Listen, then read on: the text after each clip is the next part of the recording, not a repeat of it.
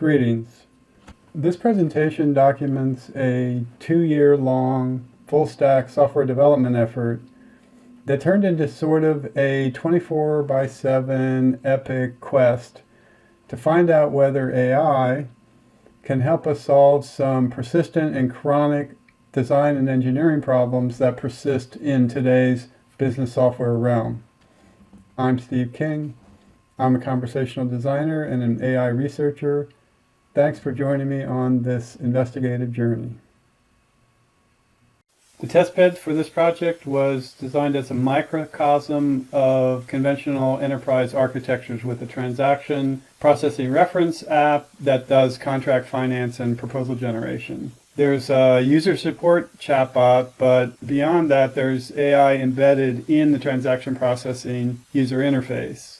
The main show of this testbed is AI-based business intelligence and data science driven by a conversational input. The foundation of this project is a real working financial app that can be used by service companies who sell maintenance, cleaning, assembly, and repair services to office buildings, manufacturing plants, warehouses, and other commercial facilities. The app helps service managers calculate the work schedule, staffing levels, equipment costs, profit margins, etc., using sound accounting principles. When you look at the user interface, you'll see 6 buttons across the top. The first one, you put in the client details when you're trying to create a proposal for a service contract, the client's building, location, size, layout, the task and hours that you want to provide, all the financial details like cost information, margins, overhead, even the benefits, etc. And then all this gets crunched together into a proposal that you can print out and give to the prospective client. A lot of the magic in this application happens in this analysis tab, where once you build up a history of contract proposals and proposal details, you can slice and dice it with analytics and AI-driven data science. I can start at the proposal process by entering in all new data, or I can select an existing proposal. Let's try this one. And then everything will be filled in for me. I can go to the facility and check the building, its details, the square feet, the type of building it is, and then I can enter my task and hours. This already has a Porter Services task entered. If I wanted to add like pressure washing, I could do that, and plumbing repair. And for each one of these items that gets entered, you enter the hourly rate and you enter the number of hours per day, and those get totaled up. And then the first AI aspect that we can look at is this fly down panel here, where because it keeps a history of every proposal produced, the AI can go back, and when you're trying to configure a task, what's the rate per hour going to be, how many hours you need for this in this specific building, the AI can spit out a range of details that help you configure the contract. So in this case, I'm just going to stick with the one we have, save it, and go look at the financials. This is where I could tweak the equipment cost, supply cost, uniform cost, profit margin, overhead. And in the advanced area, you get into details on benefits and sick leave and Medicare, and even subcontracting, if that's part of the contract. So after the financials look good, then I go to the proposal output page, and I get to see all the proposals that I've done so far.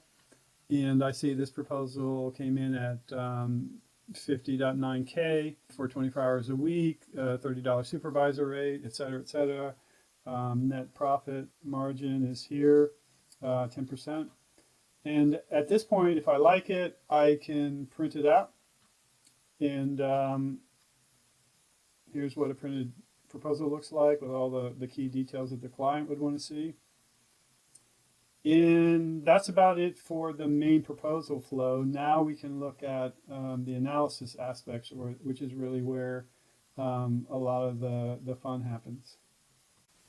Actually, before we go to analytics, I forgot to mention the second type of AI that's built into this app. In addition to AI embedded in the GUI along with every feature, where it can look into the history and look into the knowledge base and help you. There's also a conventional chat widget here. So if I'm going through the financials and have a question about how overhead is calculated, for instance, the chatbot can go out and look at a knowledge base, and it has a pretty detailed information on financial metrics and sort of business information about proposal generation in general.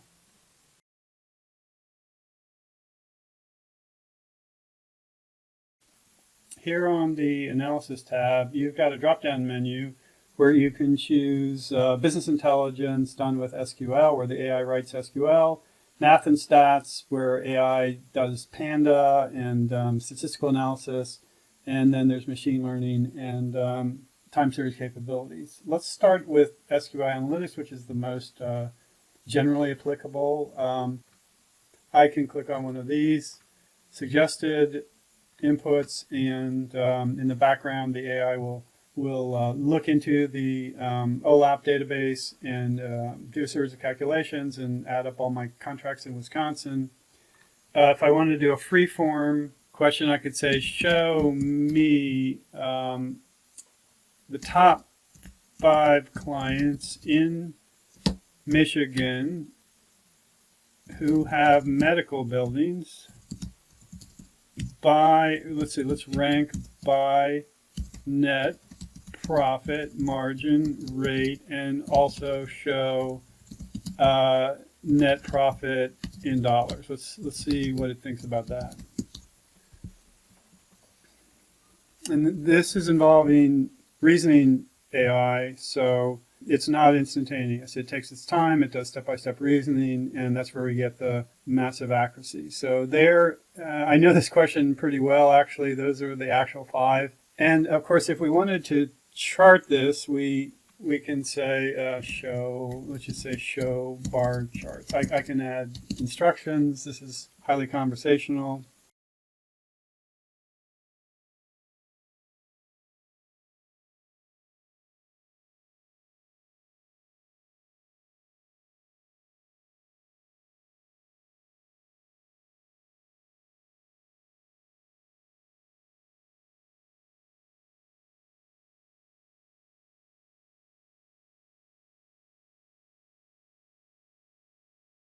What is the average hourly rate for high dusting in Michigan? Give the answer with 4 decimal places precision.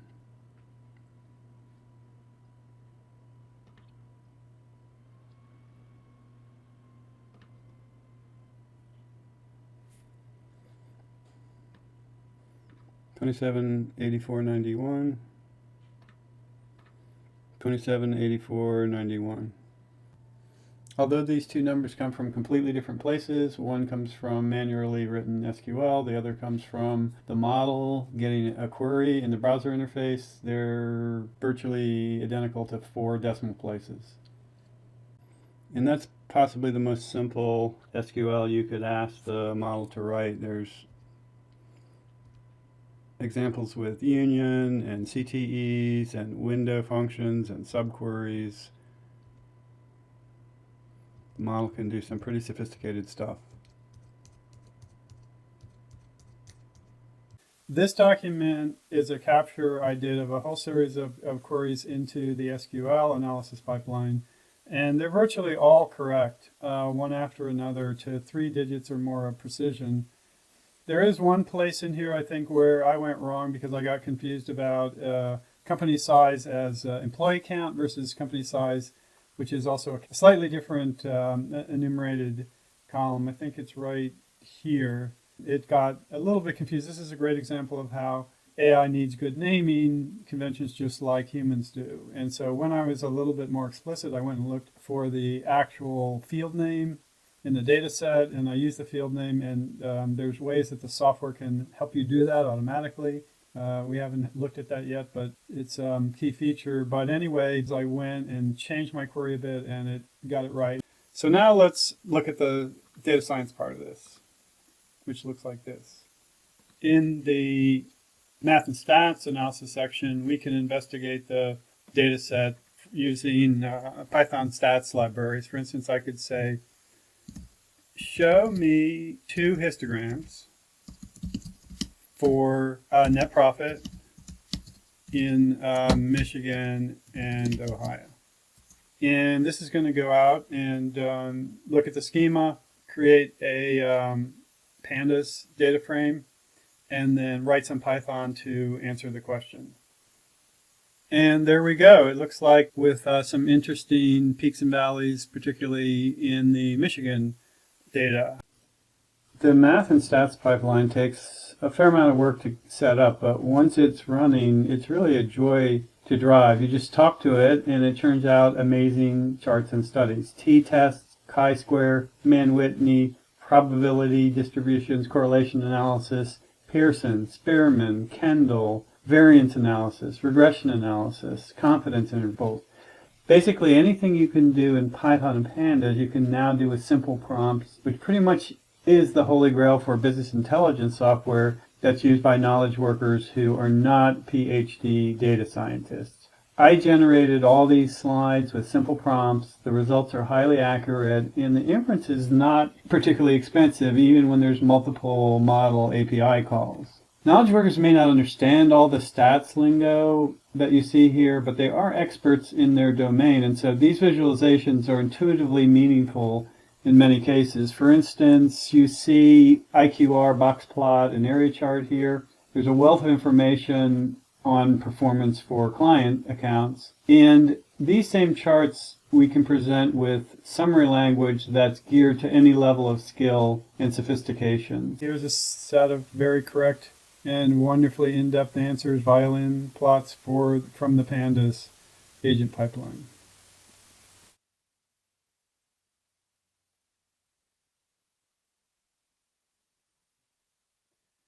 In addition to SQL analysis and the math and stats we've looked at, the agentic pipeline is also capable of doing supervised and unsupervised machine learning. Here's an example of cluster analysis with scikitLearn. If we paste in a clustering query here with several features that are drawn from the contract database, we'll see the pipeline at work.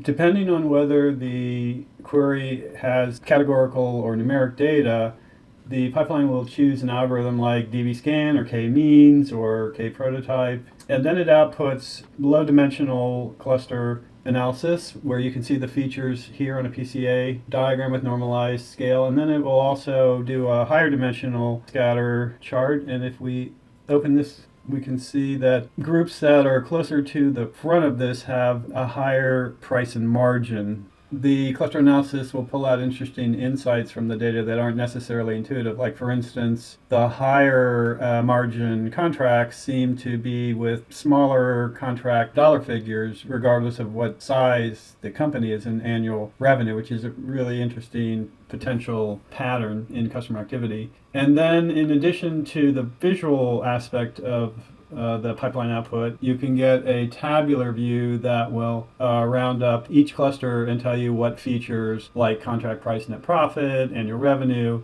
and this helps the analysis a lot. And then there's even a deeper level, which looks like this, where the last agent in the pipeline sums up some insights on like what are the clusters that have the most profit possibilities and so forth. Because the machine learning pipeline agents can take advantage of virtually any popular machine learning library and algorithm, the range of outputs and analysis that can be done is quite stunning.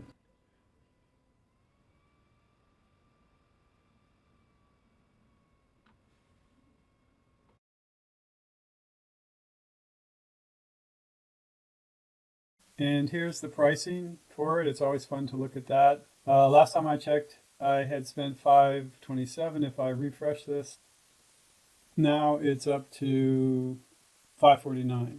So this was a major breakthrough. The recent GPT OpenAI pricing, what was costing dollars per day with particularly Claude Sonnet pricing, now we can get down to pennies a day, which really makes iteration and training and evaluation and testing worlds easier. Now that we've looked at the application and the analytics and the reporting, let's just glance behind the scenes at how this is built. With AI, by the way, every screen that you looked at, every module you looked at, AI not only is embedded in the application, but it was used to develop this entire code base front to back, top to bottom. So this is an agent-based AI approach where you typically have different models with sort of their own memory, their own context, feeding into each other like an orchestrator agent, typically a schema agent, a code generator agent, and then an output formatter agent. For the SQL module, it looks like this. You've got Python logic, accepting the user query, and then a schema is spit out, and a agent looks at that schema and creates a data catalog that's passed to the next agent that does the actual generation, and then there's another agent that does the formatting. And in some cases, for difficult problems, there can be 3 or 4 or 5 of these agents, and there can be branching logic and retries. We've been pretty successful with that. Out pops the conversational answer, and here it is for the math and stats one, which is pandas and SciPy and Python based, and it's similar pipeline. You've got Parquet files instead of SQL star schema. Schema allows a data frame to be created that's highly relevant to the query at hand, and then we're running stats and math libraries against that data frame, formatting it and kicking it out. Here is a typical flowchart for that same block diagram that we just looked at. Function calls happen at the agent level and then come back to the orchestrator that runs a bunch of functions and then goes to the next agent. To train this thing, it doesn't work out of the box. It takes a lot of iteration to make it work. You sort of have a iterative training process. And by the way, when I say training, I don't mean just training the model. I mean really training the whole system, training the Python code, training the hyperparameters. Everything that's configurable gets touched in this cycle where you start with a query. You have a whole list of queries that you know the answers to. And when it doesn't get the right answer, you do forensics, you refactor, and you retest. So here's a typical set of reference queries and the golden answers in the reference SQL, the SQL that's known to be good. The problem is when you start out with a list of good QA like this, label data, oftentimes a lot of it will be wrong or questionable. And this is typically when you first start out, you just have, the greens are right, the reds are wrong, and the yellows are in between. So at this point, you just go question by question. Here's one where it looked like it was going well. It was hitting all these agents in the pipeline, but it got down here and it said unknown column. It couldn't find this dim building, this dimensional table, extra category.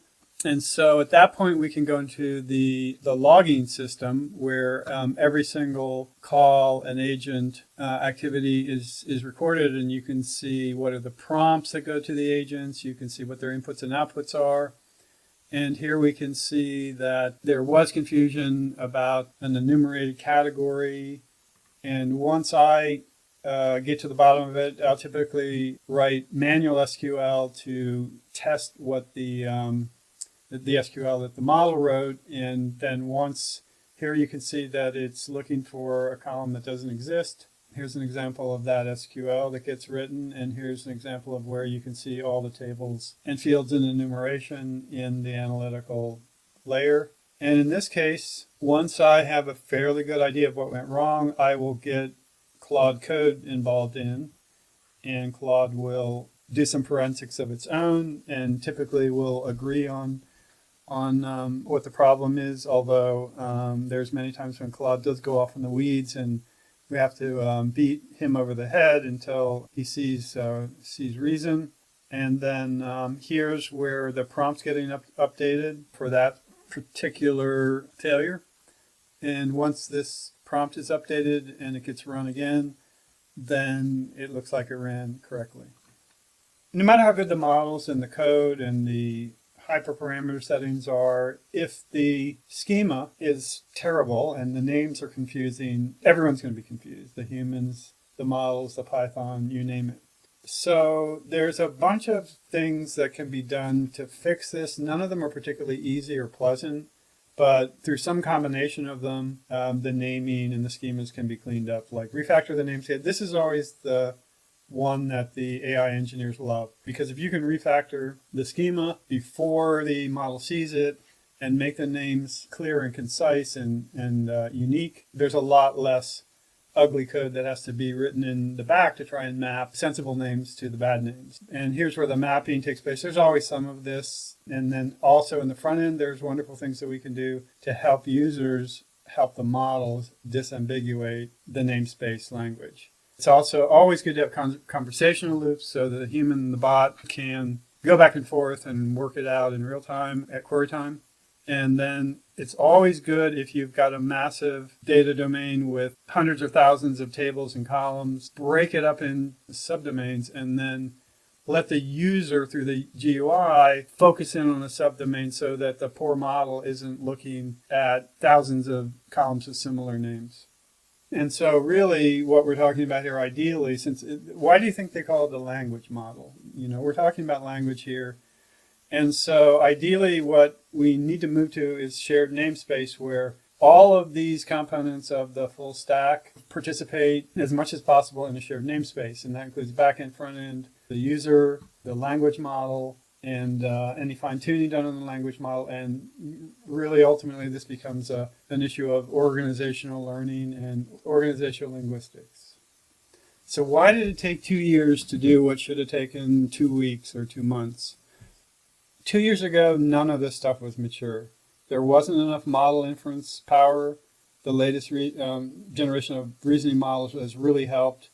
The AI libraries and framework weren't in any shape worthy of trying for production code 2 years ago, and they still aren't for the most part. The content retrieval, like so-called RAG, really problematic. And just how to code around the AI and build the scaffolding that the AI needs to have these pipelines work. This is something that's taken a while to master. And then there's the token economics that the prices have come down for inference. A lot of this boils down to programming versus prompting. You'll see some frameworks that really focus on programming and they want to minimize how you write prompts and create context. And then you'll see others that are all about the prompting and minimize the programming. I found that it's really great if you can balance these two. Write some great code and great procedural functional logic, but then also agonize over the prompting, because ultimately in the long run, we're shifting our business logic to prompting, and the better we get at it, the faster things will move. I found that there were many, many cases working with Claude Code to pair program this AI platform that Claude was completely out in the weeds. It was what the AI engineers call out of distribution. There's tons of training for language models in Python and GitHub and JavaScript and React, but there is not nearly as much in creating agentic pipelines. And so many, many times I saw Claude fall back to knowledge that just predated my project. And I had to beg Claude over and over again to look at the new stuff. I would give it source code. I would give it documentation for the new approach to prompting along with programming. And the touching thing was sort of at the end, even though in many ways it didn't seem to understand, ironically, how AI agentic programming works, it wrote a README where it said we've achieved the perfect balance of LLM prompting and traditional programming. We've created a system both powerful, maintainable, flexible, reliable. We reduced a lot of code. This is where I had it rip out explicit business rules that it wrote in Python and replace it with just a little bit of prompting. So no thanks to you, Claude, or only partial thanks to you. It did work out to be a great project. During the entire 2-year course of this project, there was, of course, a huge amount of hype going on about the potential for AI and billions of dollars being shoved into the field. But at the same time, there was an increasing drumbeat on project failures and lack of consistency, hallucinations, poor user experiences. And here's a couple examples that occurred in very expensive projects for top law firms, Lexis and Thomson Reuters, There's a similar thing, several similar things in medical projects where, just the accuracy was astoundingly bad when it came to medical diagnostic reasoning. Same thing in productivity products, where recently Microsoft launched AI in Excel with the caveat, don't use it for things that require accuracy, which is pretty hilarious considering that's the whole point of Excel. And in general, as we were working day and night to get AI to answer questions about structured data sets, there was from a lot of engineers the belief that you shouldn't let AI write SQL. And in spite of all these failures, we kept trying. And here's a very recent report from MIT that 95% of pilots aren't doing well, aren't performing like they should. The interesting thing is that we found that only about 5% of the tools and libraries and methods that we tried work. So this actually makes sense. There's a very small club of 5% of AI engineers and technology tools that work, and a huge amount of snake oil out there. Thanks for listening.